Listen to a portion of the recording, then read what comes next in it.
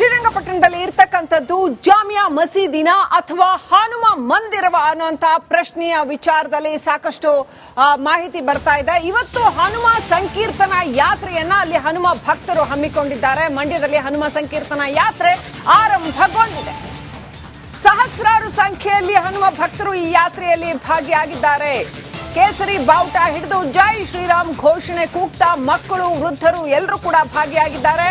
ಸಾವಿರ ಸಂಖ್ಯೆಯಲ್ಲಿ ಹನುಮ ಮಾಲಾ ಧಾರಣೆ ಮಾಡಿ ಈ ಒಂದು ಯಾತ್ರೆಯಲ್ಲಿ ಭಾಗಿಯಾಗಿದ್ದಾರೆ.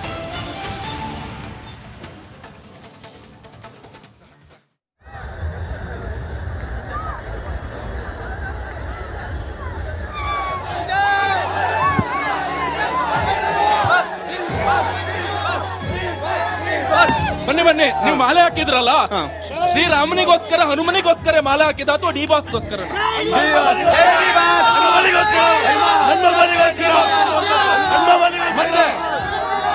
ಈಗಾಗ್ಲೇ ಕೂಡ ನೀವು ನೋಡ್ತಾ ಇರ್ಬೋದು, ಒಂದ್ ಕಡೆ ಹನುಮನಿಗೋಸ್ಕರ ಮಾಲೆಯನ್ನ ಹಾಕಿದ್ರು, ಆದ್ರೆ ಇಲ್ಲಿ ಡಿ ಬಾಸ್ ಎನ್ನುವಂತ ಘೋಷಣೆ ಕೂಡ ಹೋಗಿ ಬರ್ತಾ ಇರುವಂತದ್ದು ಕೂಡ ನೀವು ನೋಡ್ತಾ ಇರ್ಬೋದು. ಒಟ್ಟಾರೆಯಾಗಿ ಇರ್ತಾರೆ ಒಂದಿಷ್ಟು ಜನ ಈ ತರ ಮನಸ್ಸಿನವ್ರು ಏನು ಮಾಡೋಕ್ ಆಗಲ್ಲ.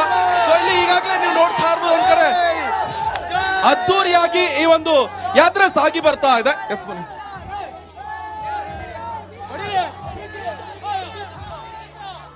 ರೈಟ್, ಅಲ್ಲಿ ಸಾವಿರಾರು ಸಂಖ್ಯೆಯಲ್ಲಿ ಜನ ಭಾಗಿಯಾಗಿದ್ದಾರೆ. ಎಲ್ಲೋ ಕೆಲವರು ಒಂದಷ್ಟು ಜೋಶ್ ಅಲ್ಲಿ ಡಿ ಬಾಸ್ ಅಂತ ಬೇರೆ ಕೂಗ್ತಾ ಇದ್ದಾರೆ. ಎನಿವೆ, ಮಂಡ್ಯದಲ್ಲಿ ಹನುಮ ಸಂಕೀರ್ತನ ಯಾತ್ರೆ ಬಹಳ ದೊಡ್ಡ ಮಟ್ಟದಲ್ಲಿ ಚಾಲನೆ ಪಡ್ಕೊಂಡಿದೆ.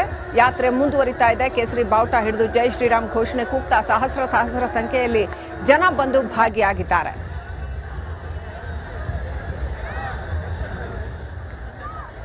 ಶಾಂತಿಯುತವಾಗಿ ಯಾತ್ರೆ ಸಾಗೋದಕ್ಕೆ ಬೇಕಾದಂತಹ ವ್ಯವಸ್ಥೆಗಳನ್ನ ಮಾಡಿಕೊಳ್ಳಲಾಗಿದೆ. ಅಷ್ಟೇ ಅಲ್ಲ, ಪೊಲೀಸರು ಕೂಡ ಭದ್ರತೆಗೆ ಬೇಕಾಗಿರ್ತಕ್ಕಂಥ ಎಲ್ಲ ವ್ಯವಸ್ಥೆಗಳನ್ನ ಮಾಡ್ಕೊಂಡಿದ್ದಾರೆ. ಶ್ರೀರಂಗಪಟ್ಟಣದಲ್ಲಿ ಇರ್ತಕ್ಕಂಥ ಎಷ್ಟು ಖುಷಿ ಆಗ್ತಿದೆ? ತುಂಬಾ ಖುಷಿ ಆಗುತ್ತದೆ. ಪ್ರತಿ ವರ್ಷ ನೆಕ್ಸ್ಟ್ ಮಾಡ್ತೀರಾ? ಹೇಗೆ ಮಾಡ್ತೀವಿ, ಖಂಡಿತ ಮಾಡ್ತೀವಿ. ಇವ್ರು ಹೇಳ್ತಾ ಇರುವಂತದ್ದು ಇದು ಫಸ್ಟ್ ವರ್ಷದಿಂದ ಇವಾಗ ಶುರು ಮಾಡ್ಕೊಂಡಿದ್ವಿ, ಇನ್ನು ಪ್ರತಿ ವರ್ಷ ಕೂಡ ಇದನ್ನ ಮಾಡ್ತಾ ಹೋಗ್ತೀವಿ ಅನ್ನುವಂತ ಒಂದು ಇಂಗಿತವನ್ನು ಕೂಡ ವ್ಯಕ್ತಪಡಿಸ್ತಾ ಇದ್ರೆ.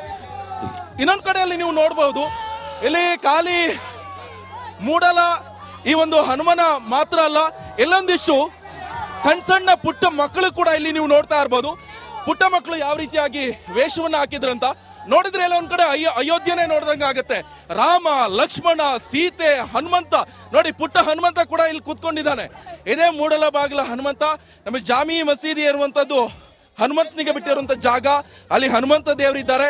ಸೊ ನಮ್ಗೆ ಆ ಜಾಗವನ್ನ ಕೊಟ್ರೆ, ಸರ್ವೆ ಮಾಡಿದ್ರೆ ನಾವು ಕೂಡ ಆ ಒಂದು ಹನುಮನನ್ನ ಪುನರ್ ಪ್ರತಿಷ್ಠಾಪನೆ ಮಾಡ್ತೀವಿ ಅನ್ನೋಂಥದ್ದು ದೊಡ್ಡ ಸಂಕಲ್ಪವನ್ನ ತೊಟ್ಟು ದೊಡ್ಡ ಮಟ್ಟದ ಈ ಒಂದು ರ್ಯಾಲಿಯನ್ನ ಹಮ್ಮಿಕೊಂಡು ಬರ್ತಾ ಇರುವಂತದ್ದು. ಸಂದರ್ಭದಲ್ಲಿ ಸಾಕಷ್ಟು ಮಕ್ಕಳು ಕೂಡ, ಸಣ್ಣ ಪುಟ್ಟ ಮಕ್ಕಳು, ರಾಮ, ಲಕ್ಷ್ಮಣ, ಸೀತೆ, ಹನುಮಾನ್ ಎಲ್ಲವನ್ನು ಕೂಡ ವೇಷವನ್ನ ಧರಿಸ್ಕೊಂಡಿರುವಂತದ್ದು ಕೂಡ ಕಂಡು ಬಂದಿರುವಂತಹ ದೃಶ್ಯ ಇದು. ಈಗಾಗಲೇ ನೋಡ್ತಾ ಇರಬಹುದು ಎಲ್ಲ ಸಣ್ಣ ಮಕ್ಕಳು. ಹಾಯ್, ನಿಮ್ಮ ಹೆಸರೇನು? ಅಪ್ಪು. ರಾಮ ಅಂದ್ರೆ ಇಷ್ಟನಾ? ಯಾಕಿಷ್ಟ? ಎಸ್ ನೋಡಿ, ಈಗ ರಾಮ ಅಂದ್ರೆ ಇಷ್ಟ, ರಾಮ ದೇವರು ಅಂತ ಸಣ್ಣ ಮಕ್ಕಳು. ಇನ್ನೊಂದ್ ಕಡೆ ಹನುಮಾನ್ ಬೇರೆ. ಓ ಜೈ ಹನುಮಾನ್. ಏನ್ ಹೆಸರು?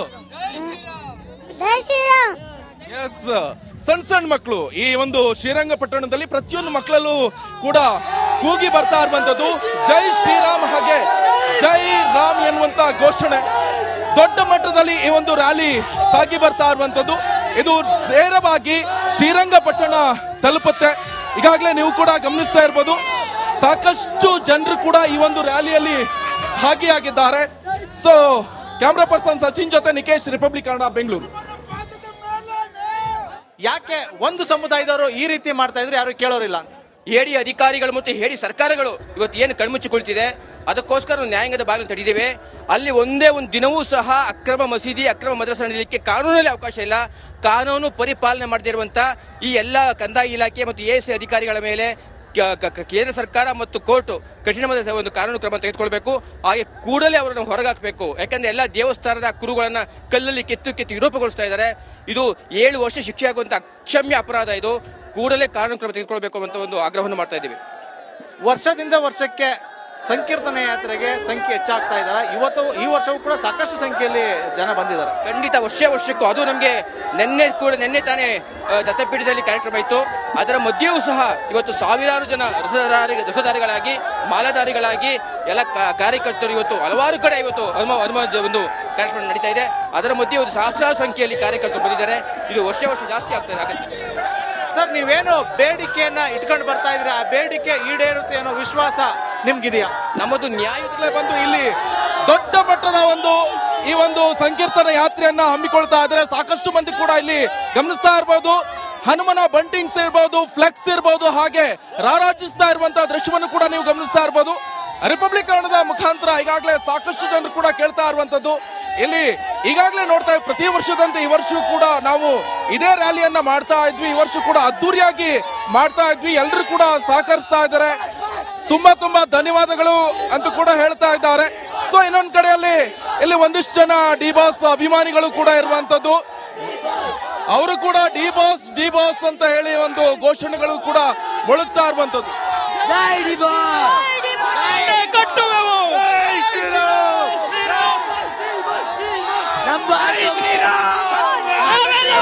ಮಂದಿರವನ್ನ ಕಟ್ಟಿವರು, ಮಂದಿರವನ್ನ ಕಟ್ಟಿವರು.